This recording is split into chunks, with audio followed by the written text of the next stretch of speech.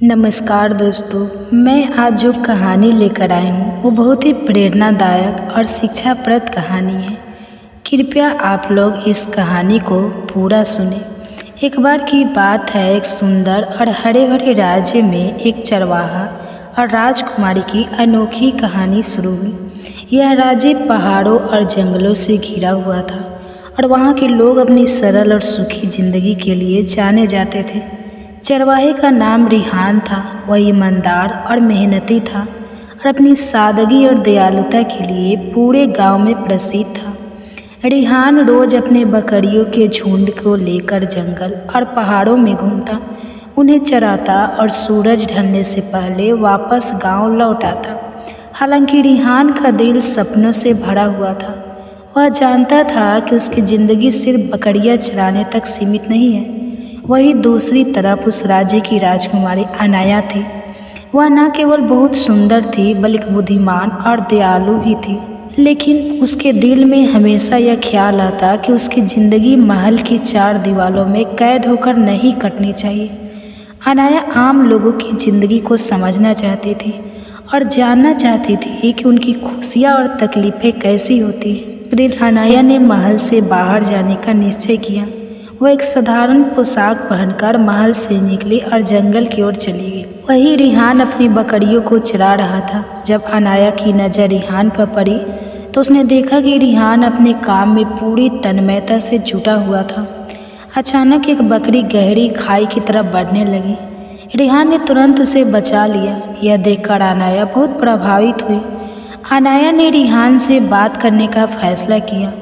उसने साधारण लड़की बनकर पूछा, तुम इतनी मेहनत क्यों करते हो? क्या तुम्हें कभी बड़ा बनने की इच्छा नहीं होती? रिहान ने मुस्कुराते हुए जवाब दिया, मेहनत से बड़ी कोई चीज़ नहीं होती। मैं अपने सपनों को सच्चाई में बदलने के लिए मेहनत करता हूँ। इसके बाद अनाया और रिहान की मुलाकातें बढ़ने लगीं। अनाया ने पहली बार किसी साधारण इंसान की ज़िंदगी को करीब से देखा और उसे महसूस किया कि असली खुशी छोटी छोटी चीज़ों में छुपी होती है। रिहान ने अनाया से ज़िंदगी की नई बातें सीखी। उनकी दोस्ती गहरी होती गई, लेकिन रिहान को अब तक यह पता नहीं था कि अनाया असल में राजकुमारी है। दूसरी ओर अनाया का दिल रिहान के सरल स्वभाव और मेहनत से प्रभावित हो रहा था। एक दिन महल के सिपाहियों ने अनाया को जंगल में रिहान के साथ देख लिया। राजा तुरंत खबर देने चले गए। राजा बहुत गुस्से में थे। उन्होंने आदेश दिया कि अनाया को महल वापस लाया जाए और रिहान से मिलने पर सख्त पाबंदी लगा दी जाए। हमारी अनाया को महल वापस लाया गया, लेकिन उसका मन अब पहले जैसा शांत नहीं था। वह रिहान की सादगी, मेहनत और उसके सपनों से प्रभावित हो चुकी थी। दूसरी ओर रिहान भी सोच में पड़ गया था कि वह लड़की कौन थी जिसने उससे इतने सवाल किए और उसकी बातें इतनी ध्यान से सुनी। महल में राजा ने अनाया से पूछा, तुम जंगल में क्या कर रही थी और उस चरवाहे से क्यों मिली? अनाया ने निडर होकर जवाब दिया, वह चरवाहा एक साधारण इंसान है, लेकिन उसके सपने बड़े और दिल साफ है। मैं यह जानना चाहती थी कि हमारे राज्य के लोग कैसे जीते हैं। क्या इसमें कुछ गलत है? राजा ने गुस्से में कहा, तुम्हारा वहाँ जाना हमारी प्रतिष्ठा के खिलाफ है। तुम राजकुमारी हो, तुम्हें आम लोगों से दूर रहना चाहिए। लेकिन अनाया ने चुप्पी साधने के बजाय अपने पिता को यह समझाने की कोशिश की कि असली शासक वही होता है जो अपने लोगों की तकलीफ़ें और खुशियाँ समझे। दूसरी ओर रिहान का मन बेचैन था। वह बार बार उस लड़की के बारे में सोच रहा था। उसने आखिरकार फैसला किया कि वह उसे ढूंढेगा, चाहे इसके लिए उसे महल के दरवाजे पर क्यों न जाना पड़े। कुछ दिनों बाद रिहान ने हिम्मत जुटाई और महल के पास पहुंचा। वह महल के अंदर जाने की कोशिश कर रहा था।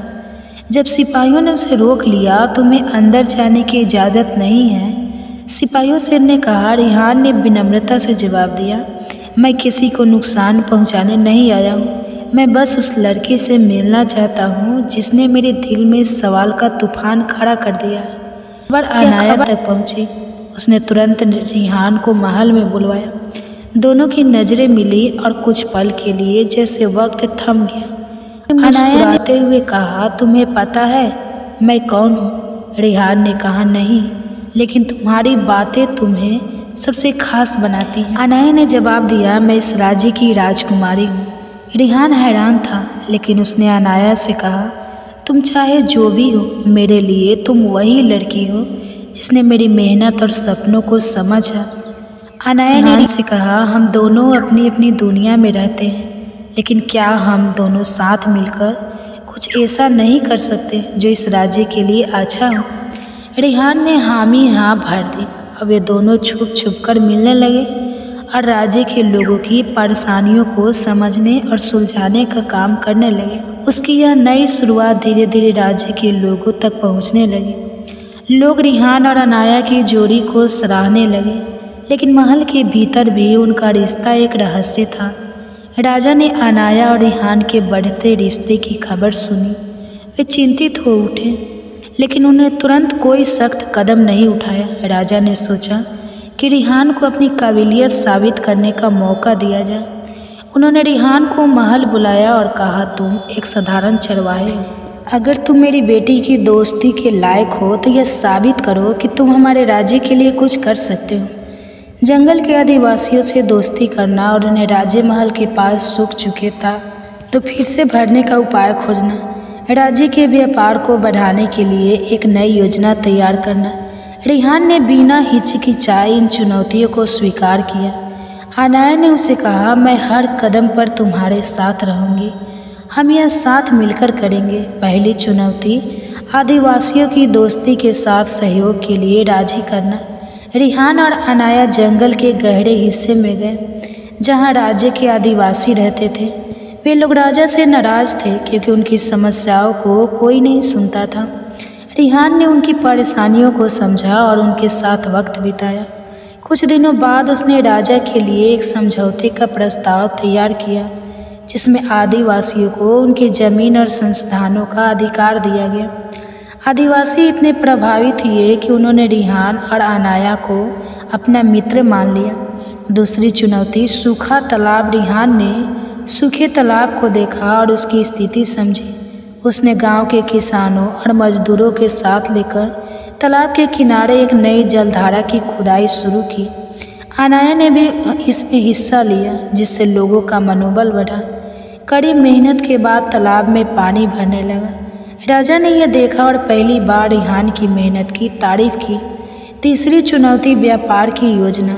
राज्य के व्यापार को बढ़ाने के लिए रिहान ने सुझाव दिया कि जंगल के शहर लड़की और जड़ी बूटियों को अन्य राज्यों में बेचा जाए। उसने आदिवासियों और व्यापारियों के बीच समझौता कराया।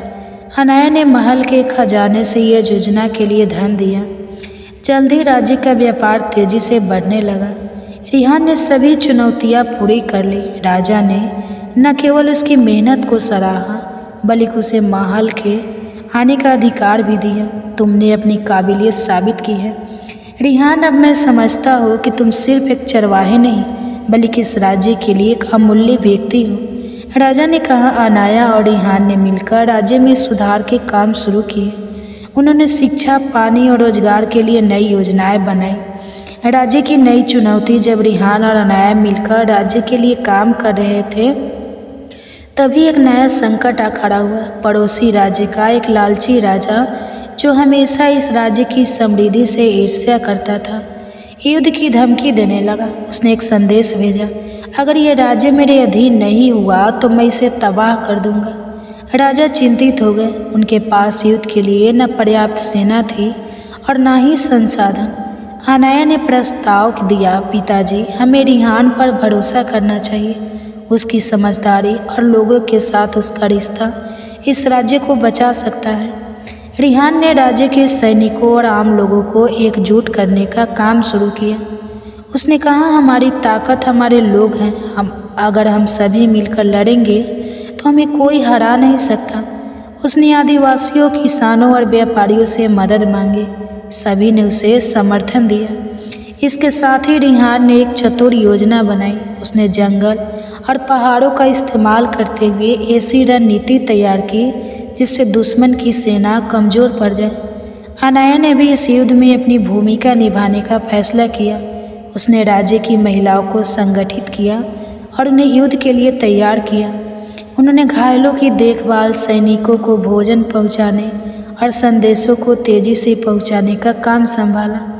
आखिरकार वह दिन आ गया जब दुश्मन की सेना राज्य की सीमा पर आ गई। रिहान की योजना और अनाया की हिम्मत के कारण राज्य के लोग एक दीवार की तरह खड़े हो गए। दुश्मन को हर रास्ते पर रुकावटें मिली और अंत में उन्हें हार माननी पड़ी। युद्ध के बाद राज्य में खुशी की लहर दौड़ गई। राजा ने सभी को महल में बुलाया और एक बड़े उत्सव का आयोजन किया। उन्होंने कहा, यह जीता न केवल हमारी सेना की है, बल्कि रिहान और अनाया की समझदारी और लोगों की एकता का परिणाम है। उत्सव के दौरान राजा ने रिहान को बुलाया और कहा, तुमने साबित कर दिया कि तुम सिर्फ मेहनत ही नहीं बल्कि हमारे राज्य के सबसे काबिल और बहादुर लोगों में से एक हो। लेकिन मेरी बेटी और तुम्हारे रिश्ते का क्या भविष्य है?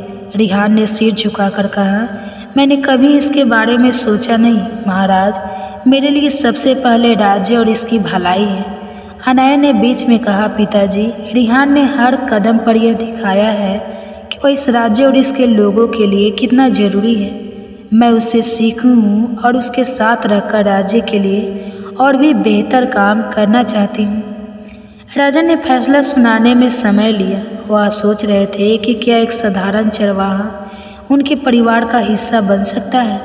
दूसरी तरफ अनाया और रिहान ने अपने काम जारी रखे। उनकी जोड़ी राज्य के हर कोने में मशहूर हो गई। लोग उनके कामों की तारीफ करते और उनके नाम की कहानियाँ गाते। राजा भले ही खुले तौर पर रिहान और अनाया के रिश्ते के खिलाफ हुए, कुछ न कुछ कह रहे हो, लेकिन अंदर ही अंदर वे संबंध को स्वीकार नहीं कर पा रहे थे। उन्हें लगता था कि रिहान का महल में आना राज परिवार की प्रतिष्ठा को ठेस पहुंचा सकता है। इसलिए उन्होंने एक गुप्त योजना बनाई। राजा ने अपने वफादार मंत्री के साथ मिलकर रिहान को एक मुश्किल परीक्षा में डालने का फैसला किया। उन्होंने उसे महल में बुलाकर कहा, रिहान, तुमने अब तक जो किया है वह सराहनीय है, लेकिन अगर तुम्हें हमारी बेटी और इस राज्य का भरोसा पूरी तरह से जीतना है तो तुम्हें एक आखिरी जिम्मेदारी निभानी होगी। रिहान ने तुरंत कहा, मैं राज्य और इसके लोगों के लिए कुछ भी करने को तैयार हूँ महाराज। राजा ने उसे एक पुरानी गुफा में भेजने का आदेश दिया जो राज्य की सीमा पर स्थित था। वहाँ एक प्राचीन खजाने की कहानी मशहूर थी, लेकिन यह जगह खतरों और रहस्यों से भरी हुई थी। राजा का इरादा था कि इस मुश्किल काम में रिहान फंस जाए और वह अनाया से दूर हो जाए। अनाया ने जब यह सुना कि रिहान को इस खतरनाक काम पर भेजा गया है तो उसे शक हुआ। वह अपने पिता से पूछने गई, पिताजी, क्या यह सच है कि अपने रिहान को उस गुफा में भेजा है? वह जगह बहुत खतरनाक है। राजा ने मुस्कुराते हुए कहा, अगर रिहान वाकई इतना काबिल है तो उसे यह काम पूरा करने में कोई दिक्कत नहीं होगी, और अगर वह असफल होता है तो यह साबित हो जाएगा कि वह तुम्हारे लायक नहीं है। अनाया ने मन ही मन ठान लिया कि वह रिहान की मदद करेगी, लेकिन उसने यह बात किसी से नहीं कही। रिहान गुफा के पास पहुंचा। वहां उसे हर कदम पर नई चुनौतियां मिल रही थी। कभी वह गहरी खाई से बचता तो कभी उसे जंगली जानवरों का सामना करना पड़ता। गुफा के अंदर अंधेरा था, लेकिन रिहान ने हिम्मत नहीं हारी। उसने अपनी समझदारी और साहस से रास्ता बनाना शुरू किया। लेकिन गुफा में असली खतरा तब आया जब वह एक विशाल चट्टान के नीचे फंस गया। उसे लगा कि अब उसका सफ़र यहीं ख़त्म हो जाएगा। तभी एक जानी पहचानी आवाज़ ने उसे पुकारा, रिहान, मैं यहाँ हूँ। यह अनाया था। उसने छुपकर पीछा किया था और सही समय पर उसकी मदद करने आ पहुँची। रिहान और अनाया ने मिलकर उस गुफा के सारे रहस्यों को सुलझाया। उन्हें वहाँ से एक पुराना नक्शा और कुछ प्राचीन वस्तुएं मिली जो राज्य की संस्कृति और इतिहास के लिए अनमोल थी। जब वे महल लौटे तो राजा को यह देखकर हैरानी हुई कि रिहान न केवल जिंदा लौट आया, बल्कि उसने राज्य के लिए एक नई विरासत खोज कर ली। हालांकि राजा ने बाहर से रिहान की तारीफ की, लेकिन अंदर ही अंदर वे परेशान थे। उन्होंने सोचा, यह लड़का हर बार बच जाता है, मुझे कुछ और सोचना होगा। राजा ने अब अनाया को महल के नियमों और शाही जिम्मेदारियों का हवाला देकर व्यस्त रखने की कोशिश की ताकि वह रिहान से दूर रहे। दूसरी ओर उन्होंने रिहान को राज्य के एक दूर दराज इलाके में भेजने की योजना बनाई, जहां भूख और गरीबी का संकट था। रिहानी को आदेश मिला कि उसे कुछ समय के लिए राज्य के गरीब हिस्से में जाकर सुधार का काम करना होगा। रिहान ने यह काम खुशी खुशी स्वीकार कर लिया, क्योंकि उसे राज्य की सेवा का मौका मिल रहा था। लेकिन अनाया के लिए यह समय कठिन था। वह जानती थी कि उसके पिता की योजना का हिस्सा है। अनाया ने एक बार फिर अपने तरीके से रिहान की मदद करने का फैसला किया। उसने गुप्त रूप से रिहान के मिशन के लिए मदद भेजने की योजना बनाई। वह चाहती थी कि रिहान की मेहनत रंग लाए और वह हर बार अपने पिता की साजिश को नाकाम करे। रिहान के दूर जाने के बाद अनन्या का मन बहुत उदास हो गया। वह हर जगह उसे ढूंढने की कोशिश करती रही, लेकिन रिहान का कोई पता नहीं चला। वह बार बार राजा से पूछती, पिताजी रिहान कहाँ है? आपने उसे कहाँ भेजा है? राजा ने गहरी आवाज़ में जवाब दिया, रिहान अब तुम्हारे बारे में नहीं सोचता, उसे तुम्हारी परवाह नहीं। वह अपनी दुनिया में खुश है और शायद ही वापस आए। अनाया को यह बात सुनकर बहुत दुख हुआ, लेकिन उसके दिल को यकीन नहीं था कि रिहान उसे भूल सकता है। वह जानती थी कि राजा ने कुछ छुपाया है। सच तो यह था कि राजा ने रिहान को राज्य के सबसे दूरस्थ हिस्से में भेज दिया था, जहां हालात बेहद खराब थे। राजा ने यह बात छुपा रखी थी और एक नई कहानी बनाई। उन्होंने अनाया से कहा, अगर तुम रिहान को भूल नहीं सकती तो मैं तुम्हारे लिए एक चुनौती रखता हूँ। हमारे राज्य में एक सोने की चिड़िया की कहानी मशहूर है। कहते हैं जो उसे खोज कर लाएगा वह असली साहसी होगा और अगर राज्य की सबसे बड़ी दौलत का हकदार बनेगा। लेकिन ये चिड़िया सिर्फ वही पा सकता है जिसके इरादे सच्चे हो। राजा जानता था कि यह चिड़िया एक पुरानी किंवदंती है और उसे ढूंढना लगभग असंभव है। उनका मकसद अनाया को इस खोज में उलझाकर रिहान से दूर रखना था। अनाया ने राजा की चुनौती स्वीकार कर ली। उसने फैसला किया कि वह सोने की चिड़िया को ढूंढ कर लाएगी ताकि वह रिहान को ढूंढने की अपनी कोशिशों को सही साबित कर सके। वह अकेले ही जंगलों और पहाड़ों की ओर निकल पड़ी। जंगल के बीच में उसे एक बूढ़े सांप मिले जो बहुत ज्ञानी लग रहे थे। अनाया ने उनसे पूछा, क्या आपने सोने की चिड़िया के बारे में कुछ सुना है? साधु मुस्कुराए और बोले, सोने की चिड़िया सिर्फ उन्हें मिलती है जिनका दिल सच्चा और निडर हो। लेकिन याद रखना, यह चिड़िया तुम्हें सिर्फ तुम्हारी असली उद्देश्य तक ले जाएगी। रिहान जो राजा के आदेश पर राज्य के गरीब हिस्सों में काम कर रहा था, वहाँ के लोगों की ज़िंदगी बदलने में जुटा हुआ था।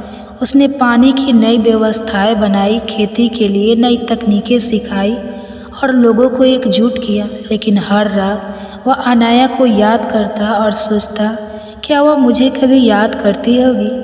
उसे नहीं पता था कि राजा ने अनाया को गुमराह किया है और वह खुद अपनी तरफ की एक खतरनाक यात्रा पर निकल पड़ी है। जैसे जैसे अनाया जंगलों और पहाड़ों में अपनी यात्रा पूरी कर रही थी, उसे कई चुनौतियों का सामना करना पड़ा। हर बार वह साधु के शब्दों को याद करती, वह चिड़िया तुम्हारे असली उद्देश्य तक ले जाएगी। आखिरकार उसे एक सुराग मिला। एक गांव में किसी ने उसे बताया कि सोने की चिड़िया उस दिशा में है जहां हाल ही में एक युवक ने आकर गरीबों की मदद करना शुरू किया है। अनाया का दिल तेजी से धड़कने लगा। उसे लगने लगा कि यह युवक रिहान हो सकता है। इस बीच महल में राजा को अनाया की खोज के बारे में चिंता होने लगी। उन्होंने सोचा, अगर अनाया को रिहान के पास जाने का रास्ता मिल गया तो मेरी साजिश बेकार हो जाएगी। मुझे कुछ और करना होगा। उन्होंने अपने सिपाहियों को आदेश दिया कि वे अनाया का पीछा करें और उसे वापस महल लाए, चाहे इसके लिए कोई भी कीमत क्यों न चुकानी पड़े। जैसे जैसे अनाया अपनी खोज में आगे बढ़ रही थी, उसे अलग अलग लोगों ने सोने की चिड़िया के बारे में नई नई कहानियाँ सुनने को मिली। किसी ने कहा कि यह चिड़िया किसी पहाड़ की चोटी पर रहती है, तो किसी ने बताया कि इसे पकड़ने वाले की हर इच्छा पूरी हो जाती है। लेकिन इन कहानियों में सच्चाई का कोई ठिकाना नहीं था। एक रात जब अनाया जंगल में अकेली थी, उसे एक रहस्यमय आवाज़ सुनाई दी। वह आवाज़ उसे एक पुराने मंदिर की ओर ले गई जो पूरी तरह खंडहर हो चुका था। मंदिर के अंदर एक पुरानी दीवार पर सोने की चिड़िया की तस्वीर बनी हुई थी। उसके नीचे लिखे अक्षरों को पढ़ने पर अनन्या को समझ आया कि यह चिड़िया सिर्फ एक प्रतीक है। मंदिर की दीवार पर लिखा था, सोने की चिड़िया वह है जो हर व्यक्ति के दिल में छुपी होती है। यह चिड़िया सच्चाई, निडरता और प्रेम का प्रतीक है। इसे पाने का मतलब है अपने सच्चे उद्देश्य और अपने दिल की सच्चाई को पहचानना। अनाया को एहसास हुआ कि राजा ने यह कहानी सिर्फ उसे गुमराह करने के लिए गढ़ी थी, लेकिन अब वह जान चुकी थी कि यह चिड़िया वास्तव में उसकी खुद की खोज और सच्चाई के रास्ते पर चलने का प्रतीक है। इस रहस्य को समझने के बाद अनाया ने खुद से कहा, अगर यह चिड़िया सच्चाई और प्रेम का प्रतीक है तो मुझे रिहान को ढूंढना ही होगा, क्योंकि वही मेरे जीवन की सच्चा और मेरे उद्देश्य का हिस्सा है। अब अनाया और दृढ़ निश्चय के साथ आगे बढ़ने लगी। रिहान जिस गांव में काम कर रहा था, वहां लोग उसे सोने की चिड़िया कहने लगे थे। वे कहते, तुमने हमारे जीवन में जो बदलाव लाया है वह किसी चमत्कार से कम नहीं। तुम हमारे लिए सोने की चिड़िया हो। रिहान को इन शब्दों में समझ आया कि सच्ची कीमत लोगों की सेवा और उनकी भलाई में है। राजा को भेजे सिपाही अब अनन्या के करीब पहुंच चुके थे, लेकिन अनन्या को सच्चाई का पता लग चुका था। उसे यकीन था कि राजा ने रिहान को जानबूझकर उससे दूर किया है। सोने की चिड़िया का सच उन्हें करीब लाता है।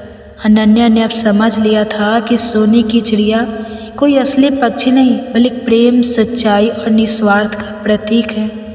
उसने तय किया कि अब वह सच्चाई को ढूंढते हुए रिहान तक जरूर पहुंचेगी। दूसरी ओर रिहान ने भी लोगों से सोने की चिड़िया की कहानी सुनी थी। वह यह समझ गया कि इस चिड़िया का असली मतलब खुद के भीतर छुपी अच्छाई और उस सच्चे उद्देश्य को पहचानना है। वह जानता था कि उसकी सच्चाई अनन्या से जुड़ी हुई है। एक दिन अनाया एक नदी किनारे बैठी थी, जहाँ से एक छोटी नाव गुजर रही थी। उसने नाव पर खड़े एक व्यक्ति को देखा जो गरीब बच्चे को खाना बांट रहा था। उसकी आंखों में विश्वास नहीं हुआ। वह व्यक्ति कोई और नहीं बल्कि रिहान था। अनाया ने उसे पुकारा, रिहान। रिहान ने आवाज़ सुनी और तुरंत उसे पहचान लिया। वह नाव से कूदकर नदी के किनारे आया। दोनों के चेहरे पर खुशी और राहत साफ झलक रही थी। तुम यहाँ कैसे? रिहान ने पूछा। मैं तुम्हें ढूंढ रही थी, लेकिन राजा ने मुझे गुमराह किया। अनाया ने कहा, उन्होंने मुझे सोने की चिड़िया की तलाश में भेजा, लेकिन अब मुझे समझ आया कि यह चिड़िया तो हम दोनों के विश्वास और मेहनत में थी। रिहान ने अनाया को सब कुछ बताया, कैसे राजा ने उसे दूर भेजा और कैसे उसने इस इलाके के लोगों की मदद की। अनाया ने भी राजा की साजिश के बारे में बताया और यह भी कि सोने की चिड़िया की खोज ने उसे अपने सच्चे उद्देश्य तक पहुंचाया। दोनों ने मिलकर तय किया कि अब वे राजा के सामने जाकर सच्चाई बताएंगे और यह साबित करेंगे कि उनका रिश्ता सच्चाई और मेहनत पर टिका हुआ है। रिहान और अनाया ने उस गांव के लोगों को विदा कहा और महल की ओर चल पड़े, लेकिन उन्हें पता था कि राजा इतनी आसानी से हार मानने वाले नहीं हैं। अनाया और रिहान राजा के सामने पहुँचे। उनके चेहरे पर साहस और आत्मविश्वास झलक रहा था। अनाया ने राजा से कहा, पिताजी, मैंने आपकी दी गई चुनौती को पूरा किया। सोने की चिड़िया की सच्चाई जानने के बाद मैंने महसूस किया कि यह सच्चाई निडरता और प्रेम का प्रतीक है, और यह भी समझा कि रिहान ही मेरी सच्चाई है। वह न केवल राज्य के लोगों के लिए बल्कि मेरे जीवन के लिए भी अनमोल है। रिहान ने राजा के सामने सिर झुकाते हुए कहा, महाराज, मैं अनन्या के साथ सिर्फ अपने प्रेम के नहीं, मैंने हमेशा राज्य और उसकी भलाई को प्राथमिकता दी है। मैं आपके आदेश पर गरीबों के लिए काम करने गया और उनकी ज़िंदगी में बदलाव लाने की कोशिश की। मेरा इरादा हमेशा सच्चा रहा है। राजा, जो अब तक अपनी साजिश में व्यस्त थे, चुपचाप उनकी बातें सुनते रहे। अनाया की दृढ़ता और रिहान की निस्वार्थ सेवा ने उनके दिल को छू लिया। उन्होंने अपनी गलती महसूस की और सोचा, मैंने अपनी बेटी को खुश रखने के बजाय उसे दुखी करने की कोशिश की। यह लड़का सच्चाई और मेहनत का प्रतीक है। उन्होंने दोनों की ओर देखा और कहा, मैंने तुम्हें परखने के लिए कई मुश्किलें खड़ी की, लेकिन तुम दोनों ने हर बार सच्चाई और निडरता से उनका सामना किया। रिहान, तुमने साबित कर दिया कि तुम इस राज्य और मेरी बेटी के लिए सबसे योग्य हो। राजा ने तुरंत महल में रिहान और अनन्या की शादी की घोषणा कर दी। पूरे राज्य में खुशी की लहर दौड़ गई। लोगों ने उत्सव मनाना शुरू कर दिया। शादी के दिन महल को रंग बिरंगी रोशनी और फूलों से सजाया गया। अनन्या राजकुमारी की तरह खूबसूरत लग रही थी और रिहान भी अपने नए पहनावे में राशि लग रहा था। दोनों ने एक दूसरे को वचन दिए कि वे हमेशा एक दूसरे के साथ रहेंगे और राज्य के लोगों की सेवा करेंगे। शादी के दौरान अनाया ने लोगों से कहा, सोने की चिड़िया कोई चीज़ नहीं बल्कि हमारे इरादों और कर्मों में छुपी होती है। यह सच्चाई और निस्वार्थ का प्रतीक है। हमने इसे खोजा और इसे अपने जीवन का हिस्सा बनाया। शादी के बाद रिहान और अनाया ने मिलकर राज्य को नई ऊंचाइयों पर पहुंचाया। उन्होंने हर वर्ग के लोगों की समस्याओं को समझा और उनके समाधान के लिए काम किया। राजा ने भी अपनी गलतियों को स्वीकार कर लिया और रिहान को अपना बेटा मान लिया। राज्य में खुशहाली। शादी के बाद रिहान और अनाया ने मिलकर राज्य को नई दिशा दी। रिहान की बुद्धिमानी और अनाया की करुणा ने उन्हें लोगों के दिलों का राजा और रानी बना दिया। वे गरीबों के लिए नई चुनौतियाँ लेकर आए, व्यापार बढ़ाने के लिए योजना बनाई और शिक्षा का प्रसार किया। राजा ने भी अपने व्यवहार में बदलाव किया। उन्होंने रिहान और अनाया को पूरी तरह से स्वीकार किया और राज्य का प्रबंधन धीरे धीरे उनके हाथों में सौंप दिया। राजा ने कहा, तुम दोनों ने मुझे सिखाया कि सच्चा राजधर्म क्या होता है। अब मेरा दिल शांत है क्योंकि मुझे पता है कि राज सुरक्षित हाथों में है। महल में सोने की चिड़िया की एक मूर्ति स्थापित की गई जो रिहान और अनाया की यात्रा का प्रतीक बनी। लोग इसे देखने आते और अपने जीवन में सच्चाई और निडरता को अपनाने की प्रेरणा लेते। रिहान और अनाया के जीवन में खुशियाँ आने लगी। उन्होंने मिलकर राज्य को इतना समृद्ध बनाया कि दूर दूर से लोग उनके शासन की मिसाल देते। उनकी कहानी एक प्रेरणा बन गई कि प्रेम, सच्चाई और निस्वार्थ से हर बाधा को पार किया जा सकता है। एक समय की बात है, एक छोटे से राज्य में राजा विक्रम सिंह नामक का एक महान राजा शासन करते थे। उनका राज्य समृद्ध था और उनके प्रजा को बहुत सुख था, लेकिन उनके जीवन में एक ही दुख था, उनकी कोई संतान नहीं थी। वर्षों तक उन्होंने कई यत्न किए लेकिन उन्हें एक राजकुमारी नहीं मिली। राजा और रानी के दिलों में अपनी एक संतान का ख्वाब था। अचानक कई वर्षों बाद एक दिन रानी ने एक सुंदर राजकुमारी को जन्म दिया। उनका जीवन अपूर्ण था। राजकुमारी का नाम राधिका रखा गया। राधिका थी तो छोटी, लेकिन उसकी सुंदरता और बुद्धिमत्ता ने पूरे राज्य को मंत्रमुग्ध कर दिया। राधिका के साथ राजा और रानी का हर दिन खुशी से भरा हुआ था। राजकुमारी को हर काम में रुचि थी। वह तलवारबाजी, घुड़सवारी और शास्त्रों में भी पारंगत थी। उसकी कड़ी मेहनत और निष्ठा ने उसे बहुत जल्दी एक आदर्श शासिका बना दिया। राजा विक्रम सिंह को यकीन था कि राधिका एक दिन राज्य का भार बखूबी उठा पाएगी, लेकिन एक दिन राज्य में एक महान संकट आया। राज्य की सीमाओं पर एक विशाल सेना की आक्रमण की सूचना मिली। राजा विक्रम सिंह ने तुरंत अपनी सेनाओं को तैयार किया, लेकिन यह संकट इतना बड़ा था कि उन्हें अपनी सबसे बड़ी शक्ति की आवश्यकता महसूस होने लगी। उन्होंने राधिका से कहा, बिटिया, यह समय तुम्हारे साहस और बुद्धिमत्ता को साबित करने का है। तुम ही हमारी आखिरी उम्मीद हो। राजकुमारी राधिका ने निर्णय लिया कि वह संकट का सामना करने के लिए सिर्फ तलवार और ताकत का ही नहीं बल्कि बुद्धि और रणनीति का भी इस्तेमाल करेगी। वह राज्य की सुरक्षा के लिए एक अद्भुत योजना तैयार करती है जिसे उसने कभी किसी से साझा नहीं किया था। राजा विक्रम सिंह ने राज्य में एक घोषणा की। उन्होंने कहा, अब राधिका बड़ी हो गई है और राज्य के लिए यह समय आ गया है कि वह अपना जीवन साथी चुने, लेकिन इस निर्णय से पहले वह एक विशेष परीक्षा से गुजरेंगे। इस परीक्षा में केवल वही सफल हो पाएंगे जिनमें वीरता, बुद्धिमत्ता और सच्चे प्रेम की पहचान होगी। इसके अलावा जो भी राधिका का साथी बनेगा उसकी कुंडली भी हमारी बेटी के साथ मिलनी चाहिए, तभी हम अपनी बेटी को उस पर विश्वास कर सकते हैं। राजा के आदेश से राज्य में एक महान घोषणा हुई और जल्दी प्रतियोगिता की तैयारी होने लगी। पूरे राज्य के राजकुमारों और साहसी युवकों ने इस चुनौती को स्वीकार किया। यह सिर्फ एक सामान्य शारीरिक युद्ध नहीं था, बल्कि इसमें मानसिक और नैतिक चुनौतियां भी थी। राधिका को यह परीक्षा खुद तय करनी थी और वह चाहती थी कि यह परीक्षा सच्चाई, परिश्रम और निष्ठा की हो।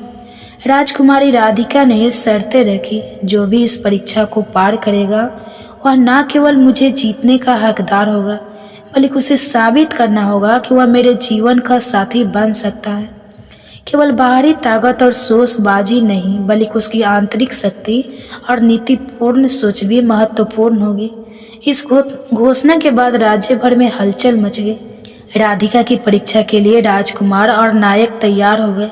हर कोई यह जानना चाहता था कि आखिरकार कौन राधिका का जीवन साथी बनेगा, लेकिन राधिका ने मन ही मन तय कर लिया था कि वह किसी भी शख्स को सिर्फ उसके बाहरी रूप या शक्ति के आधार पर नहीं चुनेगी, बल्कि उसकी असली पहचान, उसकी सच्चाई और उसके दिल की नीयत को समझने के बाद ही कोई फैसला लेगी। इस बीच राधिका की परीक्षा के लिए तैयारियां शुरू हो गई। क्या वह सच में ऐसे किसी शख्स को ढूंढ पाएगी जो उसकी उम्मीदों पर खरा उतरेगा? यह सवाल हर किसी के मन में था और राधिका के लिए यह परीक्षा केवल एक राज्य के भविष्य का निर्णय नहीं था, बल्कि उसके अपने जीवन का भी सबसे बड़ा मोड़ था। राजकुमारों ने एक एक करके राधिका की परीक्षा में भाग लिया। यह परीक्षा न केवल शारीरिक ताकत, बल्कि मानसिक योग्यता, नैतिकता और प्रेम की वास्तविकता को परखने वाली थी। राधिका की दृष्टि बहुत गहरी थी और उसने यह सुनिश्चित किया था कि केवल बाहरी दिखाव या शारीरिक क्षमता से ज्यादा महत्वपूर्ण व्यक्ति का आंतरिक बल और सच्चाई होनी चाहिए। पहला राजकुमार अरविंद एक शक्तिशाली योद्धा था। उसने परीक्षा के शारीरिक हिस्से में शानदार प्रदर्शन किया। उसकी ताकत और कर्तव्य निष्ठा से हर कोई प्रभावित था। लेकिन जब राधिका ने उसकी कुंडली का मिलान किया तो एक बड़ा दोष पाया। उसकी कुंडली में एक अशुभ योग था जो राधिका के जीवन के लिए खतरे का संदेश दे रहा था। इतना राधिका ने उसे अस्वीकार कर दिया। दूसरा राजकुमार चंद्र भी परीक्षा में शामिल हुआ। वह एक होशियार और दयालु युवक था जो राज्य के लिए कई अच्छे कार्य कर चुका था। उसकी शारीरिक और मानसिक शक्ति में कोई कमी नहीं थी, लेकिन राधिका ने उसकी कुंडली का मिलान किया और देखा कि उसमें कोई बड़ा दोष नहीं था, लेकिन उसकी इच्छाएं और स्वार्थी विचार उसकी निष्ठा को कमजोर कर रहे थे। राधिका ने सोचा यह युवक भले ही बाहरी तौर पर अच्छा हो, लेकिन उसकी आंतरिक अच्छाई की कमी है, इसलिए वह भी अस्वीकार हो गया। फिर एक और राजकुमार समीर ने परीक्षा दी। वह न केवल बाहरी रूप से आकर्षक था, बल्कि उसकी सोच और दृष्टिकोण भी बहुत सकारात्मक थे।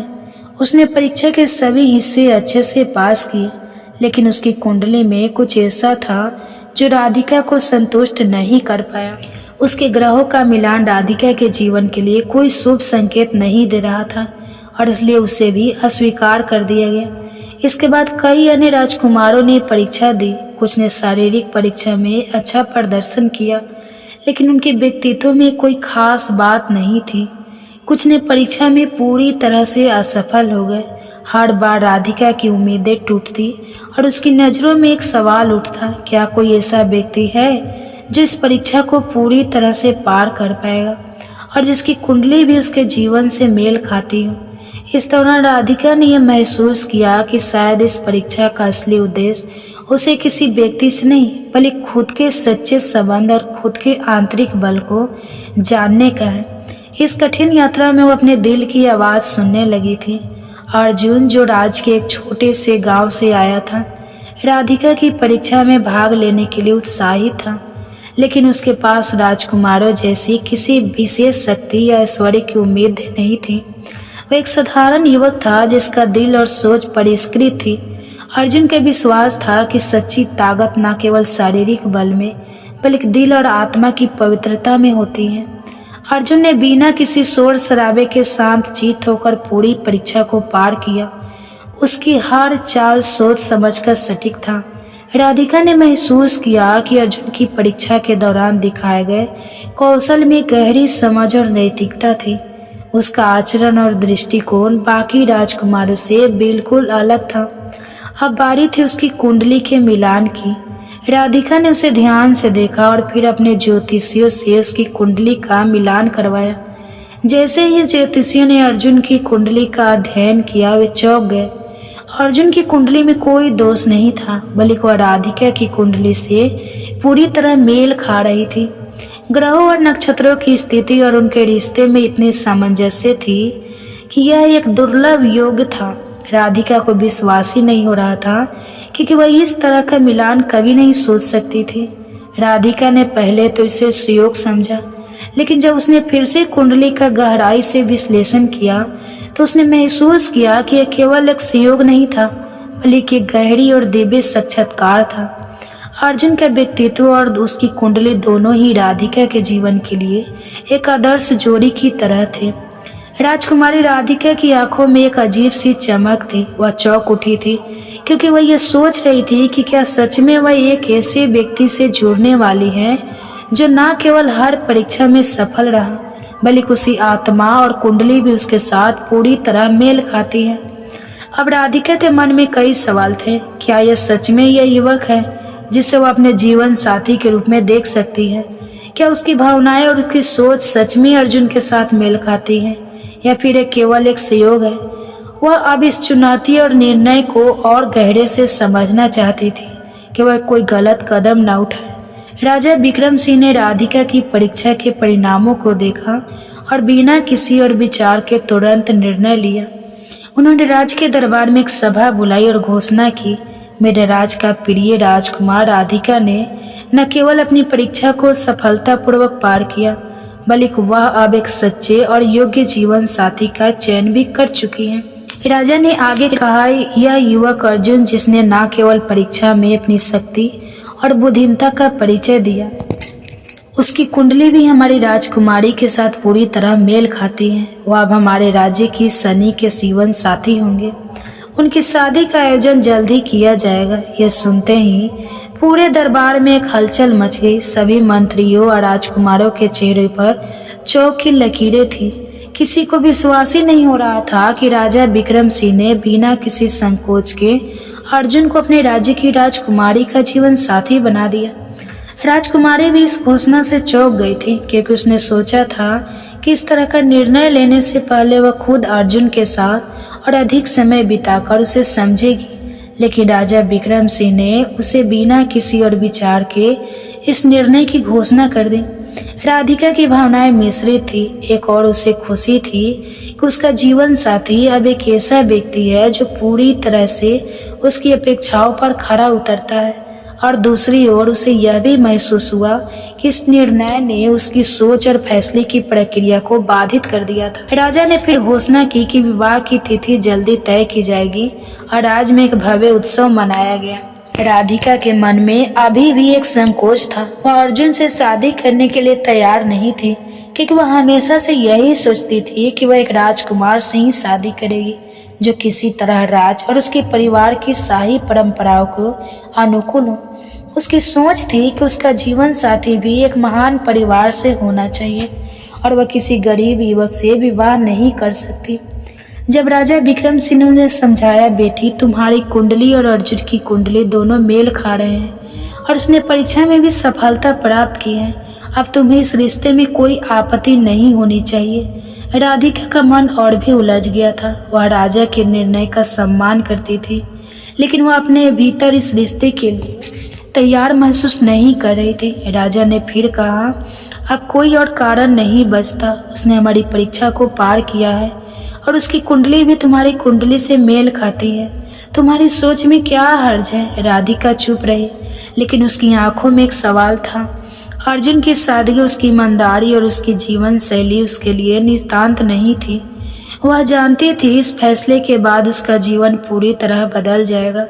राजकुमार अर्जुन ने इस बीच किसी भी बात पर कोई प्रतिक्रिया नहीं दी। वह चुपचाप खड़ा रहा, जैसे किसी गहरे विचारों में खो गया हूँ। उसके लिए ये एक बड़ी बात थी और शायद वह भी इस बदलाव को समझने की कोशिश कर रहा था। राज्य के दरबार में गहरी छूप थी। तभी अचानक राजगुरु उभर कर खड़े हुए और उन्होंने गंभीर स्वर में कहा, राजकुमारी राधिका, तुम किसी राजकुमार से ही विवाह नहीं कर सकती हो। तुम्हारी कुंडली का मिलान जिस व्यक्ति से हुआ है वही तुम्हारा जीवन साथी होगा, और अब वह व्यक्ति जो तुम्हारे भाग्य के साथ मेल खाता है वह कोई राजकुमार नहीं बल्कि गरीब युवक है। यही तुम्हारा भविष्य है और इसे बदलना तुम्हारे हाथ में नहीं है। यह सुनते ही दरबार में खलबली मच गई। राधिका के चेहरे पर शौक और भ्रम की लहर दौड़ गई। उसने कभी नहीं सोचा था कि उसे किसी गरीब युवक से शादी करनी पड़ेगी। उसकी आंखों में विरोध था और दिल में अनकही घबराहट। राजगुरु ने अपनी बात जारी रखते हुए कहा, तुम्हारी कुंडली में ऐसा योग्य है कि तुम्हें वह जीवन साथी मिलेगा जो तुम्हारे भाग्य से जुड़ा होगा, और वह अब यहाँ हमारे बीच खड़ा है।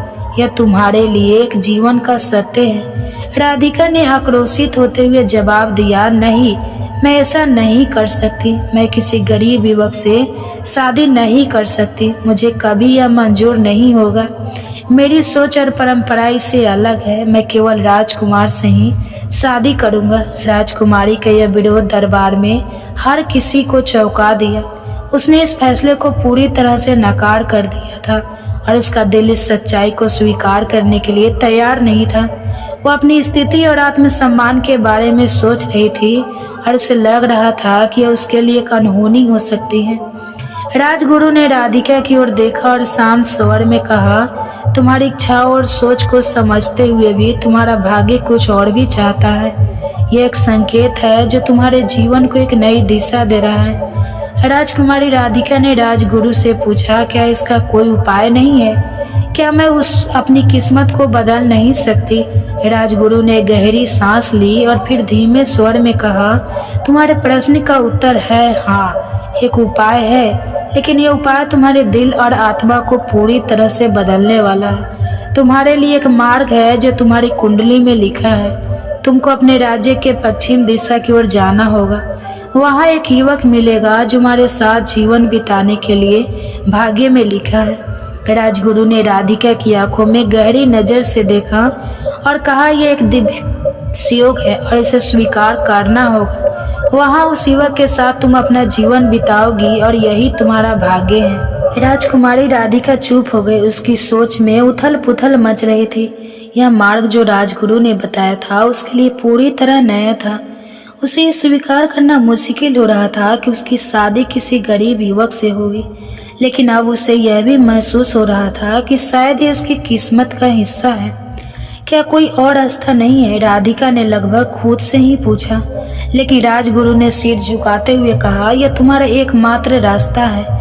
अगर तुम इसे नहीं अपनाओगी तो तुम्हारा कुंडली का यह सहयोग कभी पूरा नहीं होगा और तुम अपने जीवन के सबसे महत्वपूर्ण मोड़ को खो दोगी। राजकुमारी राधिका के मन में एक गहरी उलझन थी। राजगुरु के शब्दों ने उसके दिल को मारा था और अब उसे इस यात्रा पर जाने की तैयारी करनी थी। वह जानती थी कि उसे अपनी सोच और परंपराओं को बदलने का समय आ चुका था, लेकिन उसके दिल में यह स्वीकार करना अभी भी बहुत कठिन था। राजगुरु ने के निर्देशानुसार राधिका ने राज्य की पश्चिम दिशा की ओर जाने का निश्चय किया। वह जानती थी कि यह रास्ता उसे एक अजनबी युवक तक ले जाएगा जिसे वह कभी नहीं जानती थी। उसके भीतर एक गहरी बेचैनी और आशंका थी। क्या यह युवक सच में उसका जीवन साथी बन पाएगा? क्या वह उसे स्वीकार कर पाएगी जैसा उसकी कुंडली और परिकल्पना में लिखा था? राजकुमारी ने तैयारी शुरू करी और कुछ दिन बाद वो पश्चिम दिशा की ओर चल पड़ी। उसकी आंखों में कई सवाल थे और कदमों में अनिश्चितता। उसे नहीं पता था कि उसकी मंजिल कहाँ होगी और उस युवक से वह कैसे मिलेगी जो उसके भाग्य से जुड़ा था। सफर के दौरान राधिका को कई विचार आए। वह सोचने लगी कि क्या यह उसके लिए सही रास्ता है? क्या वह किसी अजनबी के साथ अपना जीवन बिता सकती है? लेकिन अंततः उसे यह महसूस हुआ कि उसके लिए यह एक कदम था जो उसे अपने भाग्य को समझने और स्वीकार करने के लिए उठाना था। कुछ दिनों बाद राधिका एक छोटे से गांव में पहुंची जो राज्य के पश्चिमी सीमा के पास था। वहां उसे एक साधारण सा युवक दिखा जो खेतों में काम कर रहा था। उसकी नजरें राधिका से मिली और राधिका का दिल एक अजीब सी धड़कन महसूस हुआ। यह वही युवक था जिससे उसकी कुंडली और परीक्षा में मिलानी का संदेश आया था। वही युवक जिसे राजगुरु ने बताया था और जिसे वह भाग्य से मिलकर अपना जीवन साथी बनाएगी। यह युवक कोई और नहीं बल्कि वही अर्जुन था जिसके साथ उसकी कुंडली और परीक्षा का मिलान हुआ था। वह साधारण सी जिंदगी जीने वाला युवक जो कभी एक राजकुमारी नहीं बन सका, लेकिन उसके निष्ठा और सच्चाई ने राधिका के भाग्य को अपना रास्ता दिखा दिया था। राजकुमारी राधिका के मन में यह सवाल अब भी था, क्या वह सच में अर्जुन के साथ अपना जीवन बिता पाएगी? क्या उसकी किस्मत उसे उसी युवक को जोड़ने के लिए तैयार थी जिसकी सादगी और ईमानदारी ने उसे इस नए मोड़ तक पहुंचाया था?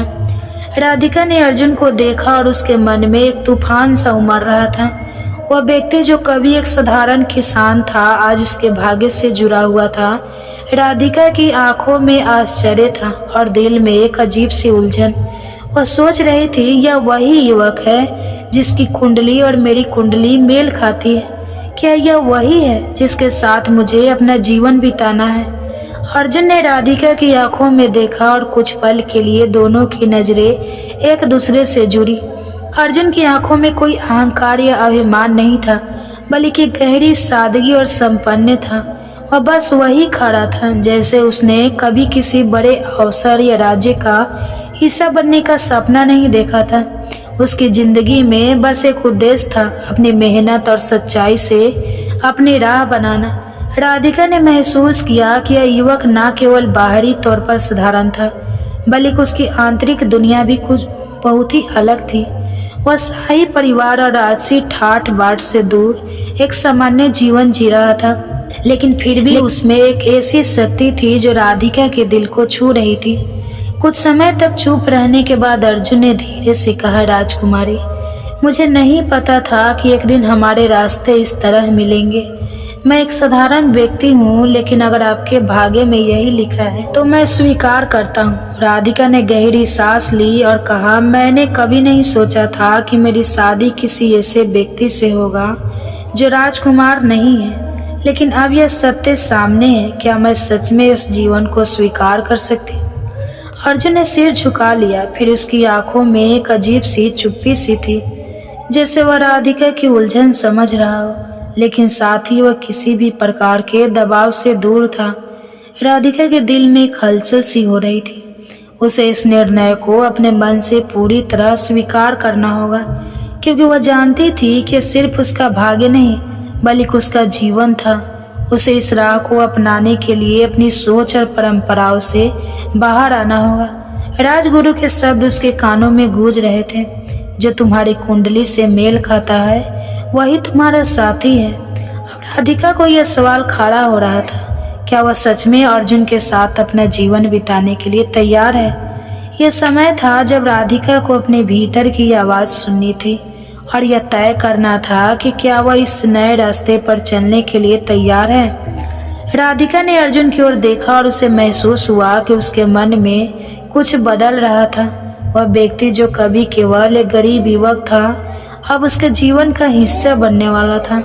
उसकी आंखों में एक विचित्र सा संयम था और उसकी मुस्कान में गहरी सादगी थी, जो राधिका को धीरे धीरे उस पर विश्वास करने के लिए प्रेरित कर रही थी। अर्जुन ने कुछ पल के बाद कहा, राजकुमारी, मुझे कोई राजसी जीवन या महल का मोह नहीं है। मैं तो बस चाहता हूँ कि मैं अपने जीवन को एक उद्देश्यपूर्ण तरीके से जीऊँ, और अगर मेरा भाग्य यही है तो मैं इसे पूरी निष्ठा से स्वीकार करता हूँ। राधिका के दिल में एक गहरी सोच का तूफान था। वह जानती थी कि यह निर्णय उसकी जिंदगी का सबसे बड़ा निर्णय था। उसे एक साधारण व्यक्ति के साथ अपना जीवन बिताने का खतरा उठाना था, लेकिन क्या वह अपनी परंपराओं और सोच के बदलने के तैयार थी? क्या मैं सच में इस रास्ते पर चलने के लिए तैयार हूँ? राधिका ने खुद से पूछा। एक उसकी शाही पहचान थी और दूसरी ओर अर्जुन की साधारण थी।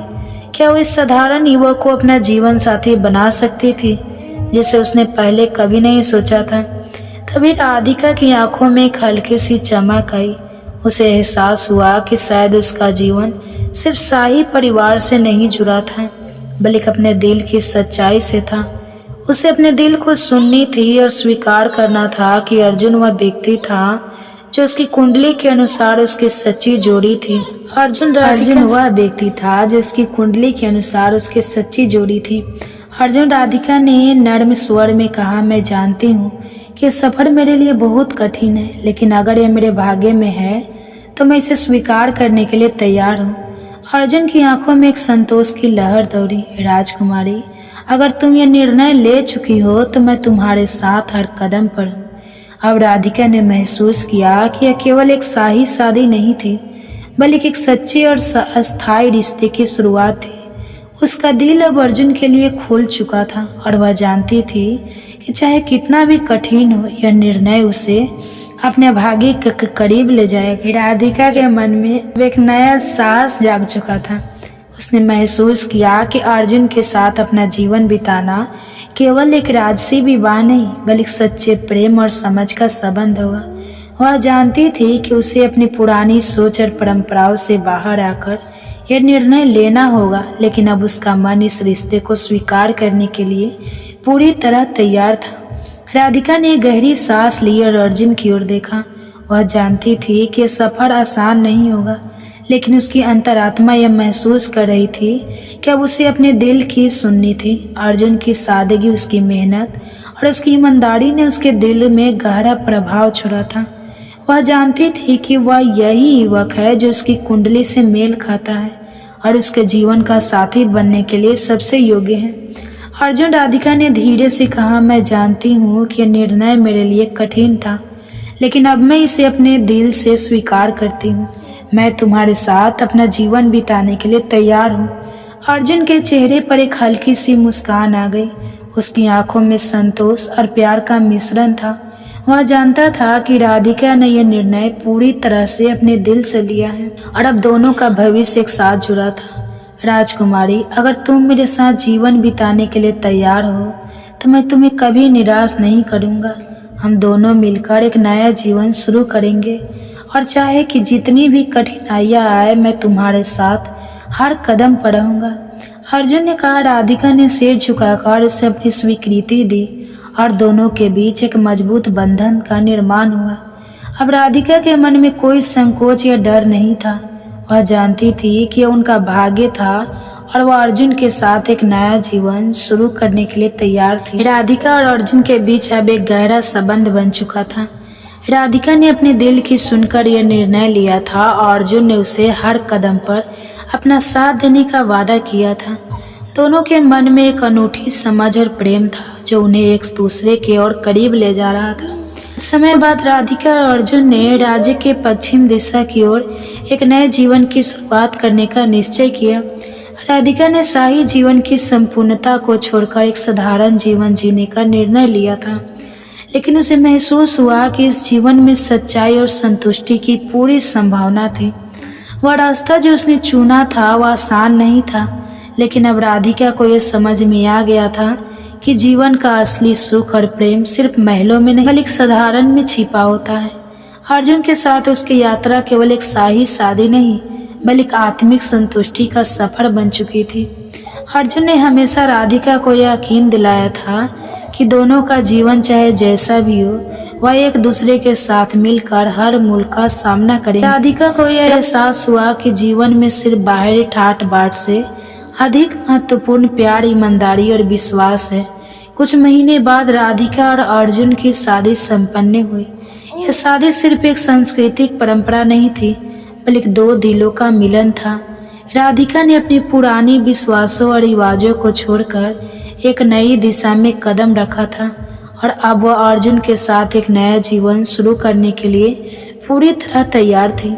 राज्य के लोग भी और अर्जुन की शादी के सम्मान से देखने लगे, क्योंकि यह एक सच्चे प्रेम की मिसाल बन चुकी थी।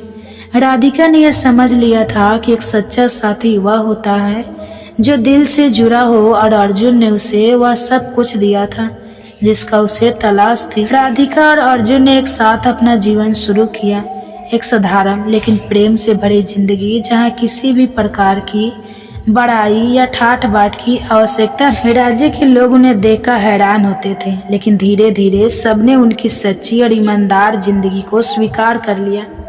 अर्जुन और राधिका का जीवन अब सादगी में बसा हुआ था। उन्होंने मेहनत, समझ और एक दूसरे के साथ विश्वास से एक ऐसा रिश्ता बनाया था जो न केवल उनके लिए बल्कि राज्य के लिए भी एक आदर्श बन गया था। राधिका को यह एहसास हुआ कि असली रियलिटी सिर्फ महलों में नहीं बल्कि दिलों में होती है। कुछ समय बाद राज्य में शांति और समृद्धि का द्वार आया। राधिका और अर्जुन ने मिलकर न केवल अपने राज्य को संजीवनी दी बल्कि अपने प्रेम और सहयोग से समाज में बदलाव भी लाया। उनका जीवन सच्ची प्रेम और साझेदार का उदाहरण बन गया, जहाँ केवल धन और वर्ग का महत्व नहीं था बल्कि मानवता और सच्चाई थी। इस प्रकार राधिका और अर्जुन का जीवन खुशहाल और संतुष्टिपूर्ण बन गया और उनकी कहानी एक प्रेरणा बन गई कि प्रेम और कड़ी मेहनत से हर चुनौती को पार किया जा सकता था। गुजरात के एक पवित्र स्थान पर स्थित है चिड़िया वाली बूढ़ी माँ का मंदिर, जिसकी कहानी आस्था और भक्ति की मिसाल है।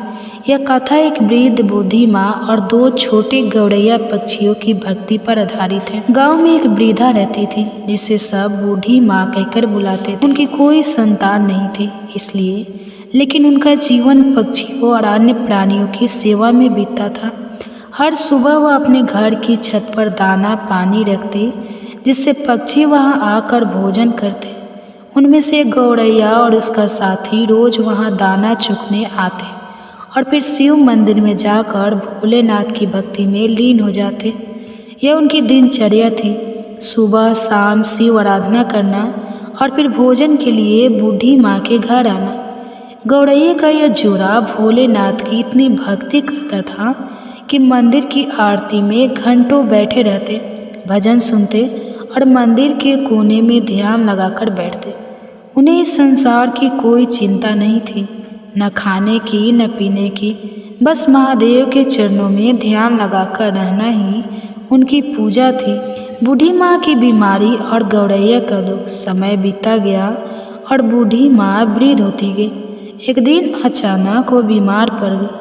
कोई संतान या परिवारजन न होने के कारण उनकी देखभाल करने वाला कोई नहीं था। कमजोरी के कारण वह अपनी छत पर दाना पानी नहीं रख पाई।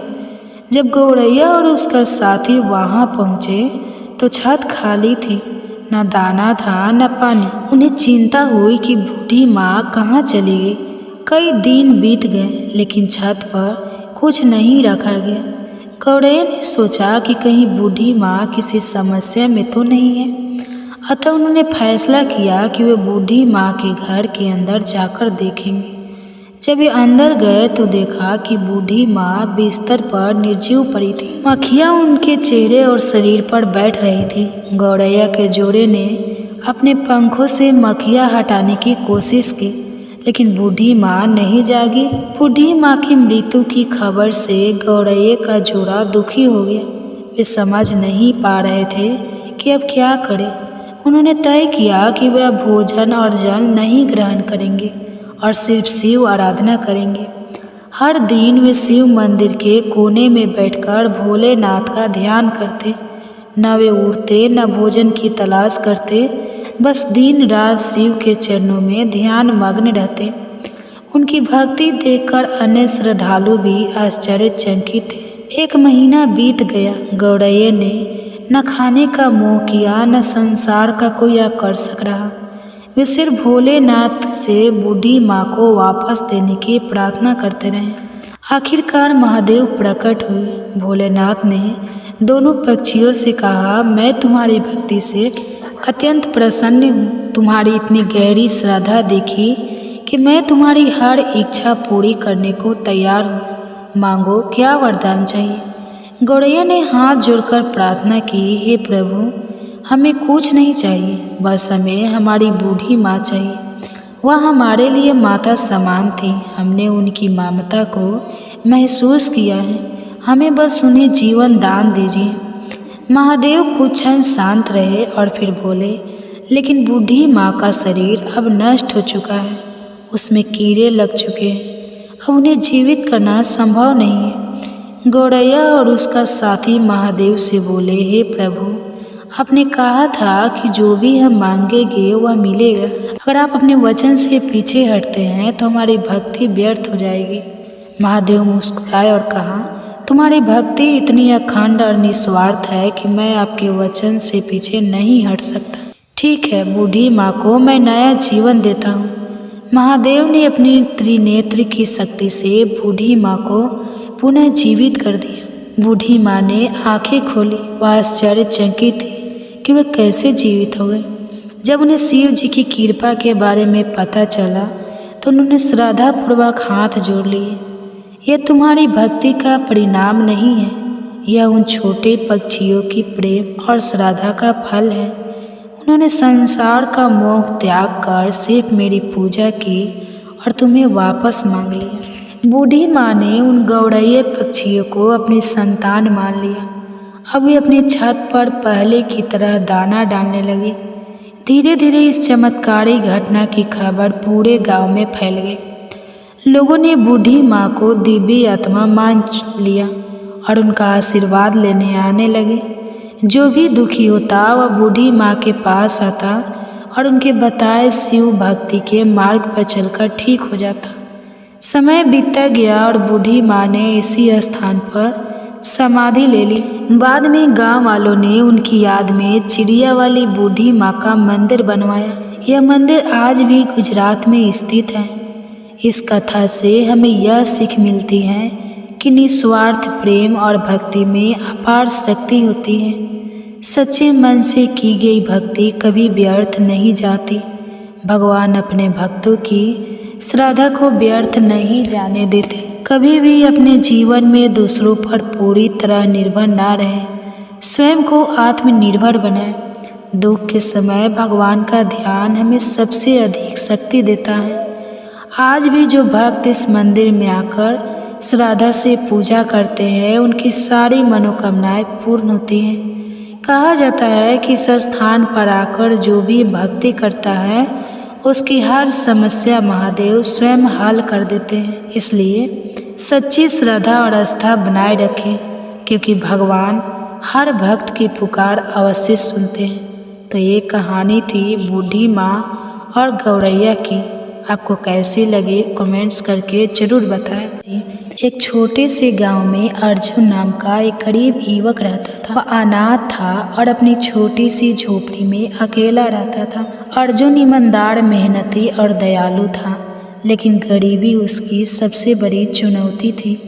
गांव के लोग उसे पसंद करते थे, लेकिन कोई उसकी मदद करने के लिए आगे नहीं आता था।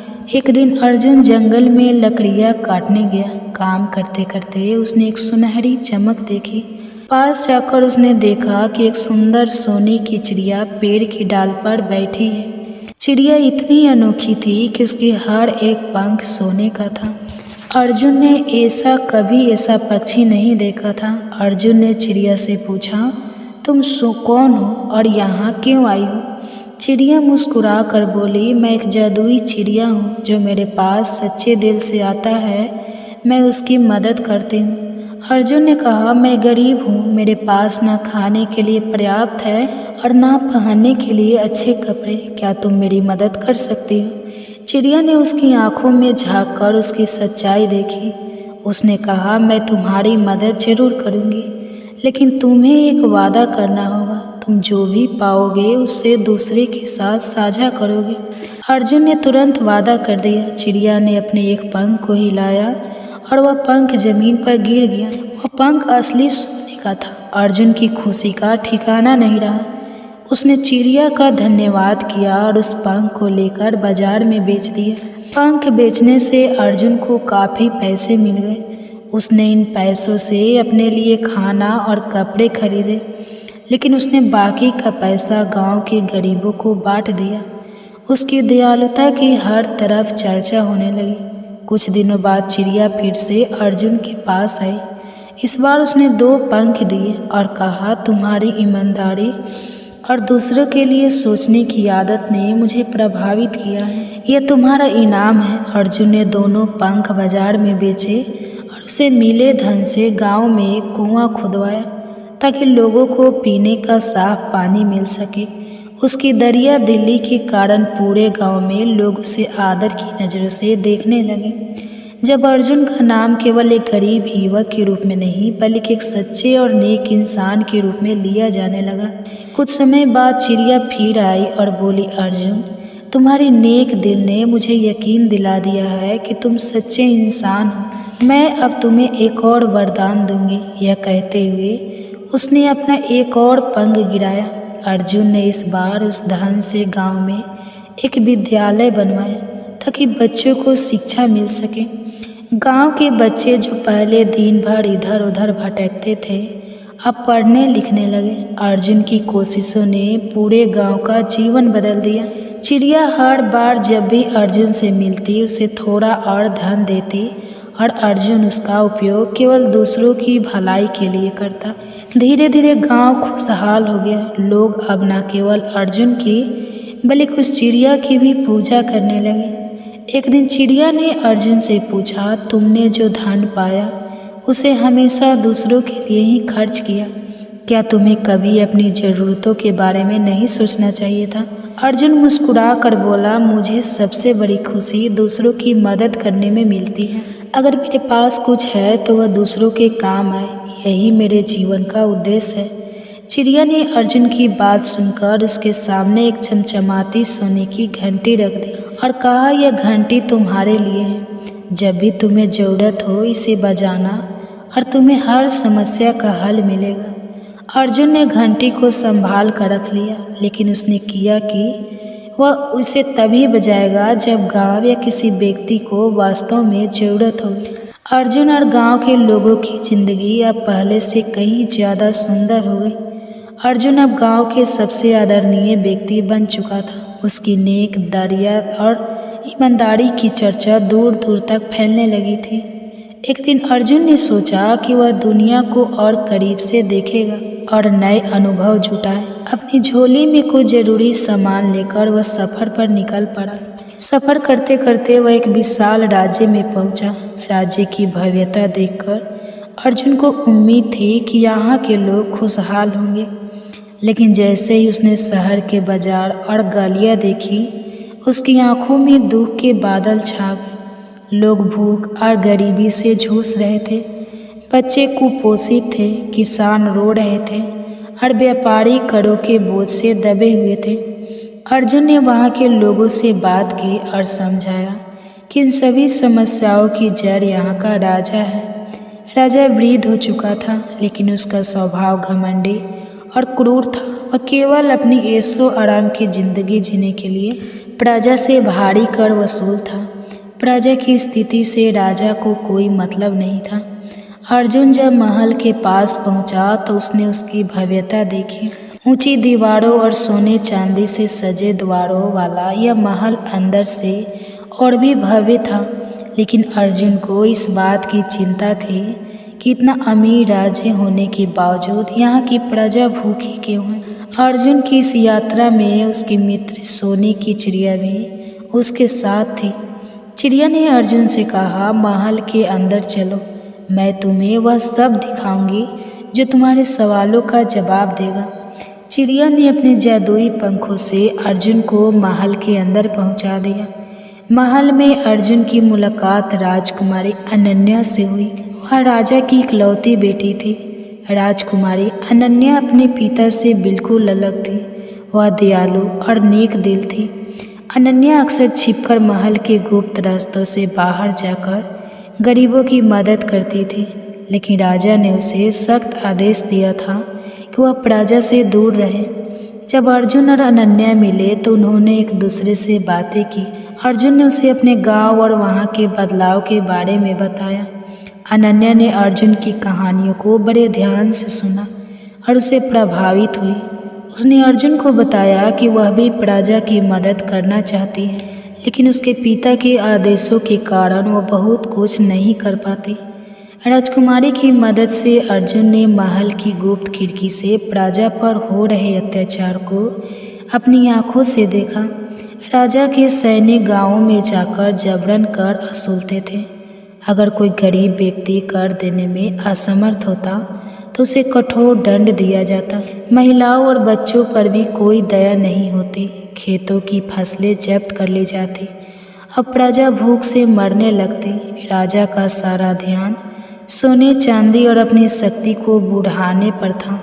महल में उसने कई गुप्त कक्ष बनवा रखे थे जहां वह अपना खजाना छिपा कर रखता था, लेकिन उसकी प्रजा की हालत दयनीय थी। सोने की चिड़िया ने अर्जुन से कहा, अब तुम्हें इन लोगों की मदद के लिए कुछ करना होगा। यह राजा अपनी प्रजा का भला कभी नहीं करेगा, लेकिन तुम्हारे जैसे साहसी और नेक व्यक्ति के लिए यह असंभव नहीं है। अर्जुन ने चिड़िया और राजकुमारी के साथ मिलकर एक योजना बनाई। राजकुमारी ने महल के अंदर की गुप्त रास्तों और खजानों के बारे में बताया। अर्जुन ने तय किया कि वह राजा की प्रजा को अनेक अधिकार दिलाएगा और राजा के अत्याचार का अंत करेगा।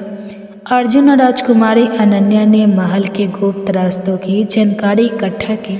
राजकुमारी ने बताया कि राजा ने महल के तहखाने में एक विशाल खजाना छिपा रखा है। यह खजाना प्रजा से लूटे गए धन और वस्तुओं से भरा हुआ था, लेकिन इस खजाने तक पहुंचने के लिए कई खतरनाक पहरेदार जाल और दरवाजे थे। अर्जुन ने सोचा, यह खजाना प्रजा का है, इसे वापस उन्हीं को लौटाना होगा, लेकिन हमें सावधानी से काम करना होगा ताकि राजा को इसकी भनक ना लगे। सोने की चिड़िया ने अपनी जादुई पंखों से अर्जुन और अनन्या को महल के गुप्त तहखाने तक पहुंचाने में मदद की। उन्होंने देखा कि तहखाने में सोने चांदी के ढेर बहुमूल्य रत्न और अनगिनत अनमोल वस्तुएं पड़ी थी।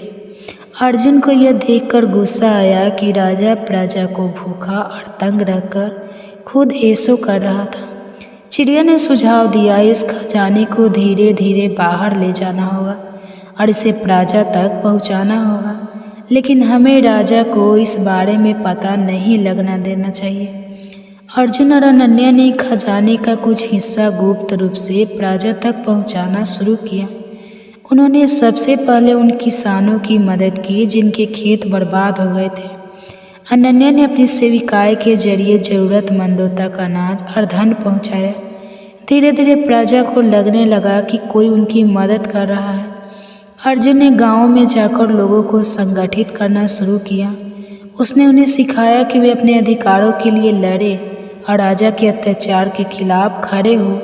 खजाने में हो रही कमी और प्रजा में बढ़ रही खुशहाली ने राजा को चिंता में डाल दिया।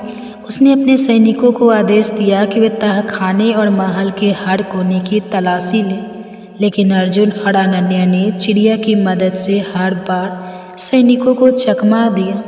राजा को धीरे धीरे शक होने लगा कि कोई अंदर से उसे धोखा दे रहा है। उसने अपनी राजकुमारी पर भी नज़र रखने के लिए गुप्तचरों को तैनात कर दिया। एक दिन राजा ने अनन्या को अपने दरबार में बुलाया और उसे कड़े शब्दों में पूछा, क्या तुम मेरे खिलाफ साजिश कर रही हो? मुझे सच बताओ।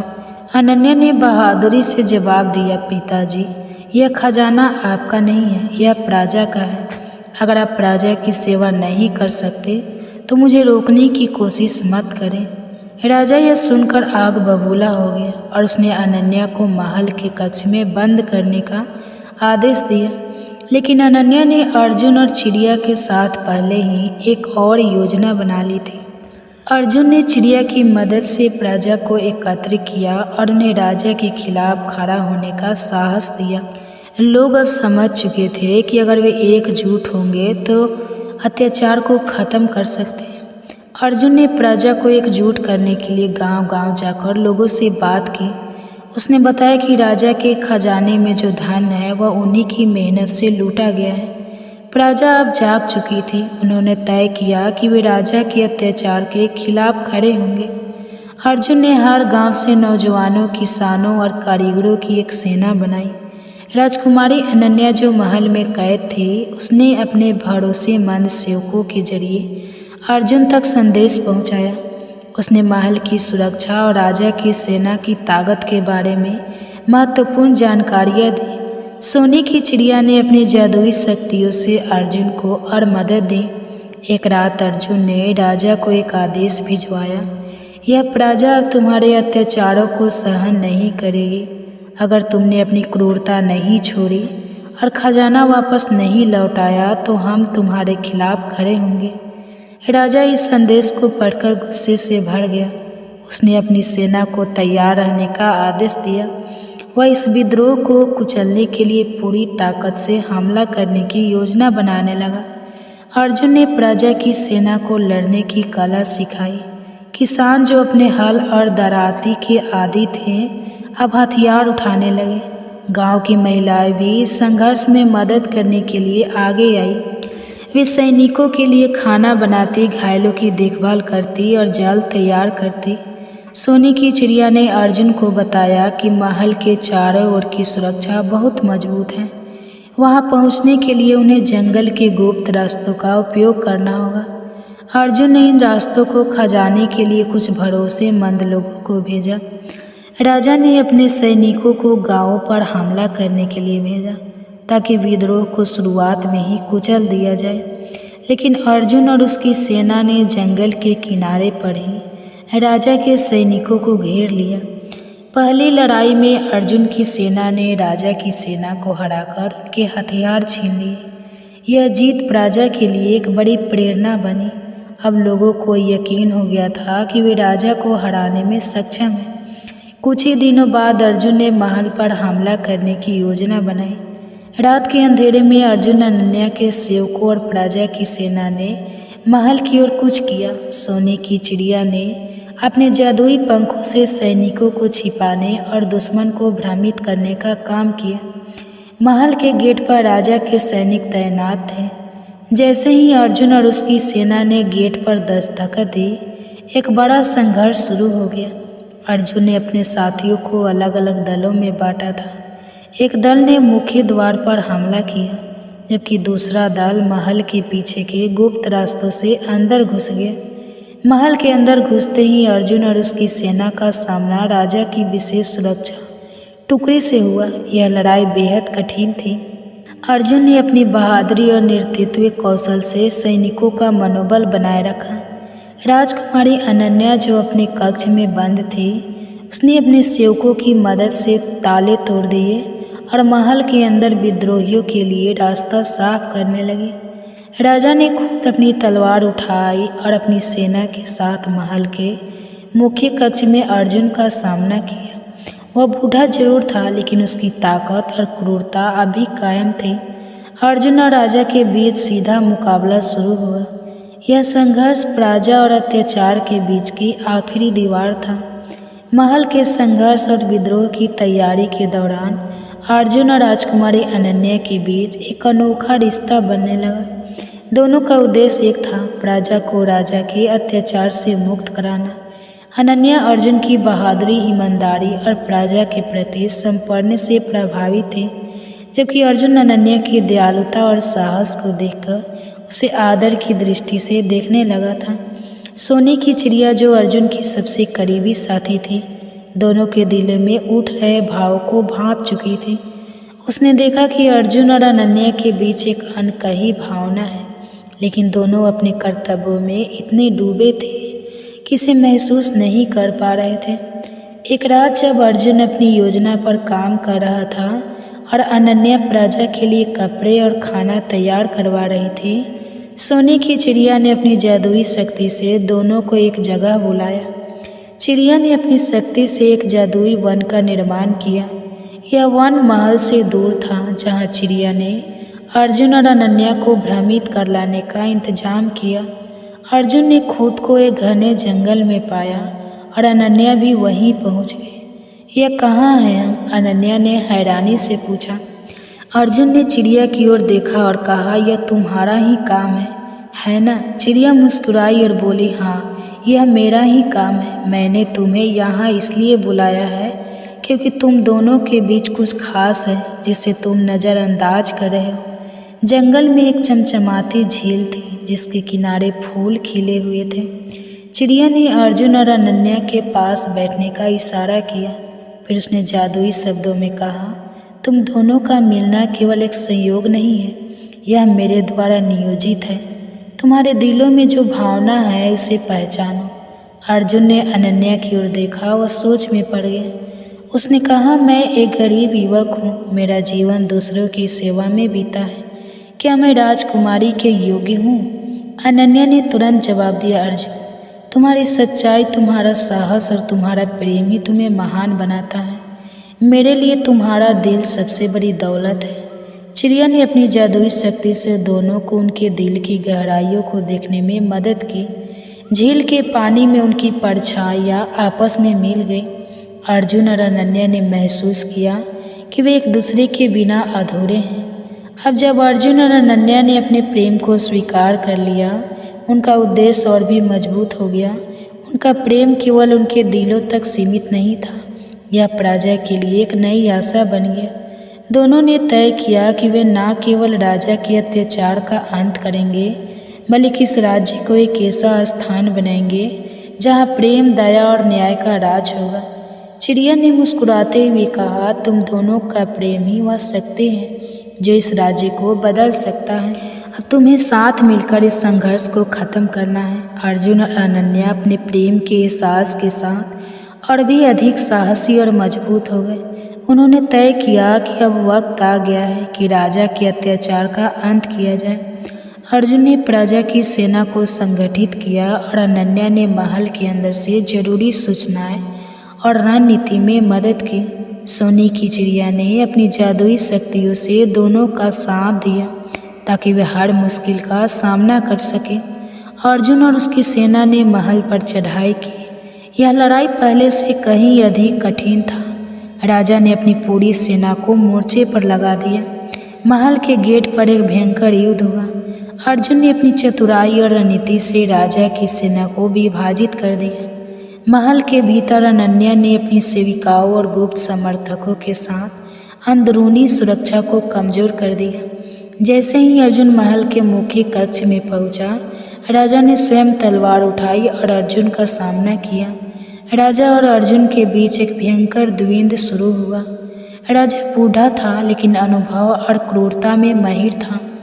दूसरी तरफ अर्जुन का साहस और न्याय के प्रति उसकी निष्ठा उसकी सबसे बड़ी ताकत थी। दोनों की तलवारें आपस में टकराई और पूरा महल इस लड़ाई को देखने के लिए ठहर गया। राजा ने अर्जुन पर कई वार किए, लेकिन अर्जुन ने हर बार उन्हें चतुराई से नाकाम कर दिया। अतः अर्जुन ने अपनी तेजी, बुद्धि और दृढ़ता से राजा को पराजित कर दिया। तलवार राजा के हाथ से गिर गई और वह घुटनों के बल गिर पड़ा। राजा ने अपनी हार मान ली। प्रजा जो महल के बाहर इकट्ठी थी, खुशी से झूम उठी। अर्जुन ने राजा को दया दिखाते हुए कहा, अब तुम्हारा समय खत्म हो चुका है। यह राज्य अब प्रजा का है। राजा को उसके महल से निकाल दिया गया और उसे दूर से एक निर्जन स्थान पर निर्वासित कर दिया गया। प्रजा ने अर्जुन और अनन्या को अपना नया शासक बनाने की मांग की। महल में सब कुछ शांत होने के बाद प्रजा ने अर्जुन और अनन्या के प्रेम को स्वीकार किया। दोनों ने अपनी शादी के लिए एक सादगी भरा आयोजन रखा, जिसमें पूरे राज्य के लोग शामिल हुए। सोने की चिड़िया ने आशीर्वाद दिया और कहा, तुम दोनों का प्रेम और न्याय यह सुनिश्चित करेगा कि यह राज्य सदा खुशहाल और समृद्ध रहे। शादी के बाद अर्जुन और अनन्या ने मिलकर राज्य का शासन संभाला। उन्होंने प्रजा के कल्याण के लिए नई नीतियाँ बनाई। राजा का खजाना, जो पहले महल के तहखाने में बंद था, अब प्रजा की भलाई के लिए उपयोग किए जाने लगा। जब राज्य में शांति और खुशहाली लौट आई तो सोने की चिड़िया ने अर्जुन और अनन्या से कहा, मेरा काम अब पूरा हो गया। यह राज अब तुम्हारे प्रेम और न्याय से चलेगा। मैं अब किसी और ज़रूरतमंद की मदद करने जाऊंगी। अर्जुन और अनन्या ने चिड़िया को धन्यवाद दिया और उसे विदा किया।